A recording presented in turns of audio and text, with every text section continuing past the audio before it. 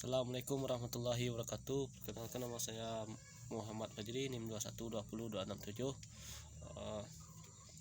Izin menjawab soal-soal ujian tengah semester manajemen pendidikan dosen pengampu Dr. Andes Sinto Rahmana.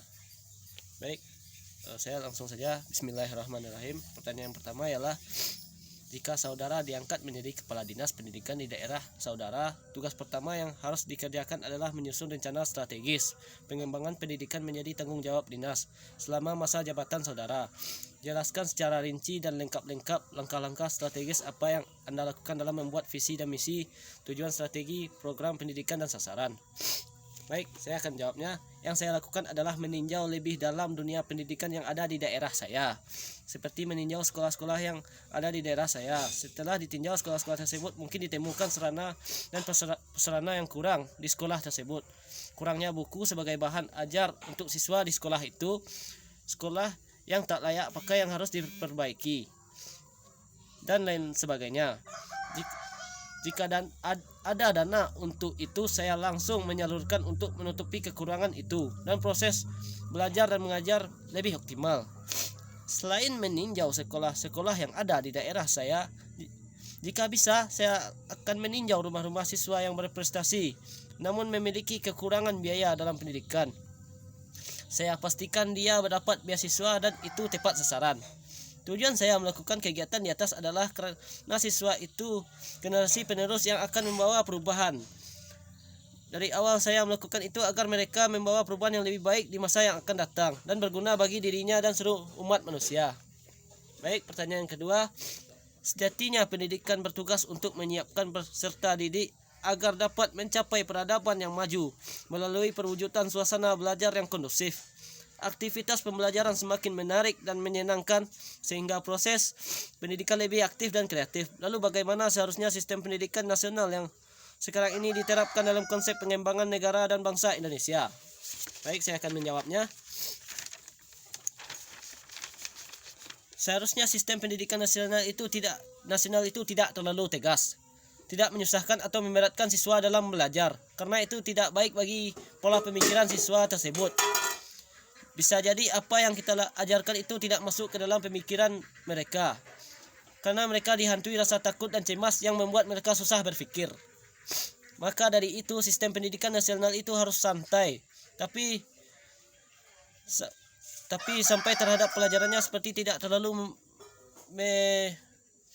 marahi siswa, tidak dapat meratkan siswa dan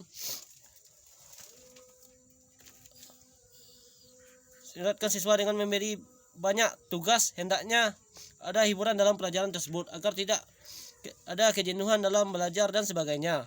Dengan kita melakukan itu, maka tujuan pendidikan yang baik akan tercapai. Pertanyaan selanjutnya yaitu nomor 3. Pengembangan profesionalisme guru menjadi perhatian secara global, karena guru memiliki tugas dan peran bukan hanya memberikan ilmu pengetahuan dan teknologi saja, melainkan juga membentuk sikap dan jiwa yang mampu bertahap dalam era hiperkompetisi. Tugas guru adalah membantu peserta didik agar mampu beradaptasi terhadap tantangan kehidupan. Pemberdayaan peserta didik itu meliputi aspek-aspek kepribadian, terutama aspek intelektual, sosial, emosional, dan keterampilan. Nah, bagaimana cara guru dalam mewujudkan kualitas pendidikan yang bermutu untuk peserta didiknya agar menjadi pribadi yang berintelektual, hebat, tangguh, dan mandiri? Jawabannya ialah, seorang guru dapat melakukan dengan cara kreativitas yang tinggi, seperti menggunakan media pembelajaran audio video yang menarik berisi tentang pelajaran yang kita ajarkan kepada siswa, sehingga mereka tertarik untuk belajar. Selain penjelasan yang di atas, seorang guru dapat mencairkan suasana dalam kelas saat belajar, seperti guru berkomedi dalam kelas. Namun pelajaran yang kita ajarkan kepada siswa itu jangan sampai tertinggal, dan pelajaran itu harus sampai ke pemikiran mereka. Seorang guru harus tegas tapi santai, karena kalau seorang guru terlampau tegas, siswa itu akan merasa ketakutan dan cemas. Ketakutan dan kecemasan mereka itulah yang membuat mereka susah berpikir, dan pelajaran yang kita sampaikan kepada mereka tidak akan sampai ke pemikiran mereka dan membuat mereka menjadi lebih berintelektual, hebat, tangguh, dan mandiri. Pertanyaan yang selanjutnya yaitu pertanyaan nomor 4. peranan perguruan tinggi sangat signifikan sebagai penggerak dalam meningkatkan SDM, karena perguruan tinggi bertujuan untuk mempersiapkan peserta didik untuk dapat berinteraksi dan hidup dengan baik dalam bermasyarakat. Sistem pendidikan yang memudahkan peserta didik menuntut pendidikan sesuai dengan bakat, minat, dan tujuannya. Bagaimanakah cara pengelolaan peningkatan SDM di perguruan tinggi agar menghasilkan generasi bangsa yang cerdas, kompetitif, dan produktif? Kita lihat mahasiswanya dulu, bagaimana perilakunya, bagaimana kegiatannya, bagaimana pola pikirnya, dan lain sebagainya. Kalau yang disampaikan di atas baik semua ya bagus, namun yang di atas buruk semua, perguruan tinggi harus memperbaiki mereka.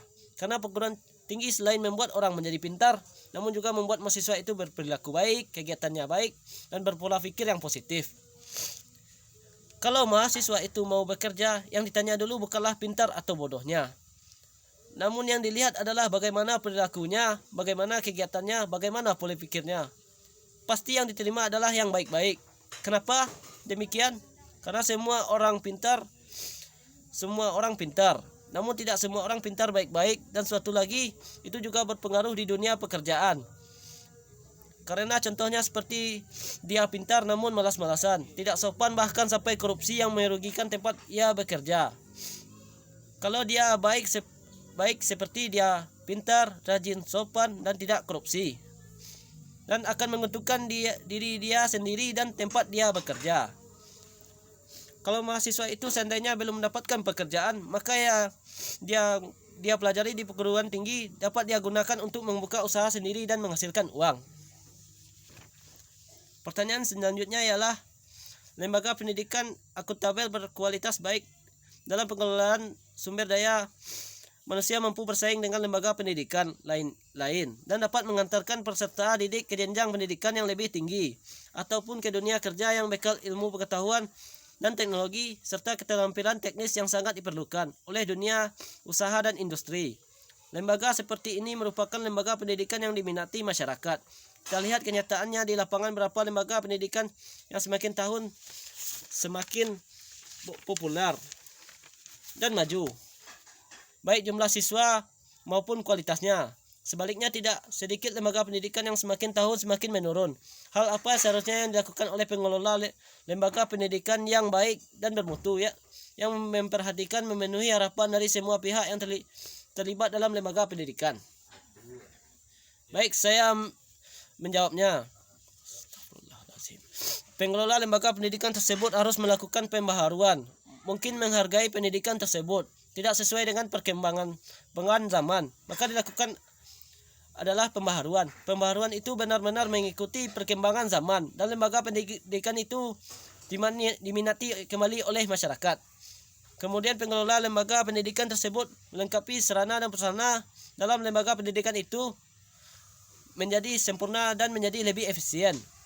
Selain yang disebutkan di atas, pengelola lembaga pendidikan harus sopan terhadap masyarakat, karena itu menjadi faktor yang diminati lembaga pendidikan. Jawaban kelima itu. Yang selanjutnya adalah pertanyaan yang keenam. Materi yang sudah kita pelajari membahas tentang konsep dasar manajemen, organisasi lembaga pendidikan, manajemen peserta didik, manajemen tenaga pendidikan. Carilah jurnal-jurnal tersebut terkait salah satu materi yang dibahas. Kemudian cantumkan jurnal tersebut dalam tugas saudara. Berilah gagasan ilmiah saudara terkait dengan jurnal tersebut.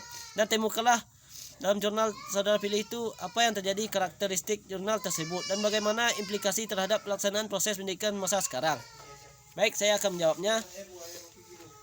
Di sini di jurnal ini terdapat